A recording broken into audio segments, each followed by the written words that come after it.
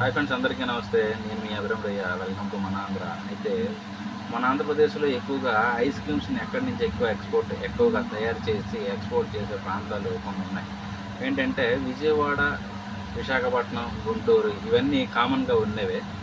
అయితే వీటి ప్లేస్లో పోటీగా ఒంగోలు, నెల్లూరు, అదేవిధంగా ఇంకొన్ని ప్రాంతాలు ఉన్నాయి. అర్థమైందా? ఒంగోలు, అదేవిధంగా తెనాలి, నెల్లూరు ఈ 3 ప్రాంతాలు కూడా విజయనగరం, విశాఖపట్నంతో పోటీగా కూడా ఐస్ క్రీమ్స్ తయారీలో ఉత్పత్తి చేసే విధానంలో ఎక్కువగా ప్రాధాన్యత చూపిస్తున్నాయి.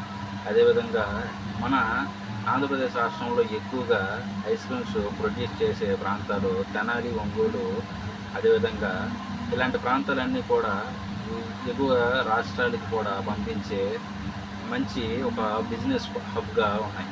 అంటే ఇప్పుడు మీకు పక్కన ఒక లిస్ట్ కనిపిస్తుంటుంది. Maximum top 10 areas in Andhra highest produced ice creams and exporting.